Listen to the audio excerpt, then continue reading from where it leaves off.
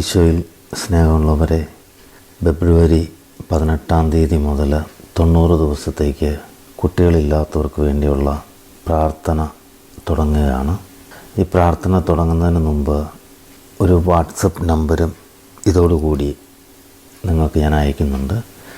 നിങ്ങളുടെ കല്യാണം കഴിഞ്ഞിട്ട് എത്ര വർഷമായി, ആർക്കെങ്കിലും എന്തെങ്കിലും അസുഖമുണ്ടോ, നിങ്ങളുടെ രണ്ടുപേരുടെയും പേര്, പ്രായം, ഇത്രയും എനിക്ക് വാട്സപ്പിൽ മെസ്സേജ് ചെയ്യുക. നിങ്ങളെ എനിക്ക് വിളിക്കേണ്ടതായിട്ട് വരും. അപ്പോൾ ഞാൻ മെസ്സേജ് അയക്കും. മെസ്സേജ് അയക്കുമ്പോൾ നിങ്ങൾ എന്നെ വിളിച്ചാൽ മതി. ഈ കുട്ടികളില്ലാത്തവരല്ലാതെ വേറെ ആരും തന്നെ ഇതിലേക്ക് മെസ്സേജ് അയക്കരുത്. വേറെ ഒരാവശ്യത്തിന് വേണ്ടി മെസ്സേജ് അയക്കരുത്. ഈ ഒരു ആവശ്യത്തിന് വേണ്ടി മാത്രം. ഇവിടെ വിശ്വാസം ഉണ്ടെങ്കിൽ മാത്രമേ ഉത്തരം കിട്ടുകയുള്ളൂ. അത് വിശ്വാസത്തോടെ പ്രാർത്ഥിക്കാൻ തയ്യാറാണെങ്കിൽ മാത്രം. 90 ദിവസമാണ് പ്രാർത്ഥന. ആ 90 ദിവസം പറഞ്ഞു തരുന്നത് പോലെ പ്രാർത്ഥിക്കുക. ചില ആളുകൾ പറയാറുണ്ട്, ഞാൻ ഈ പ്രാർത്ഥന ചൊല്ലുന്നതാണ്, ഞാൻ ആ പ്രാർത്ഥന ചൊല്ലുന്നതാണ്.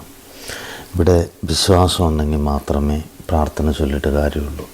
ഇപ്പം ചില ആളുകൾ രാവിലെ തൊട്ട് വൈകുന്നേരം വരെ മുട്ട നിന്ന് പ്രാർത്ഥിക്കുന്നു എന്ന് പറയുന്നു. പ്രാർത്ഥിച്ചിട്ട് ഉത്തരം കിട്ടാത്ത എന്തുകൊണ്ടാണ്? വിശ്വാസമില്ലാത്തതുകൊണ്ടാണ്. ഒരു ജോലി ചെയ്യുന്നത് പോലെ പ്രാർത്ഥിച്ചു പോകുന്നതുകൊണ്ടാണ്. നമ്മൾ വിശ്വാസത്തോടെ പ്രാർത്ഥിക്കാൻ തയ്യാറായാൽ തീർച്ചയായിട്ടും നമുക്ക് ഉത്തരം കിട്ടും. മനസ്സ് തുറന്ന്, ഹൃദയം തുറന്ന് പ്രാർത്ഥിക്കാൻ തയ്യാറാവണം. അങ്ങനെ തയ്യാറാണ് എങ്കിൽ താല്പര്യമുള്ളവർ മാത്രമേ വാട്സപ്പിൽ മെസ്സേജ് അയക്കാവൂ വിശ്വാസത്തോടെ. അതായത് ഒരു കാര്യം പ്രത്യേകം ശ്രദ്ധിക്കുക.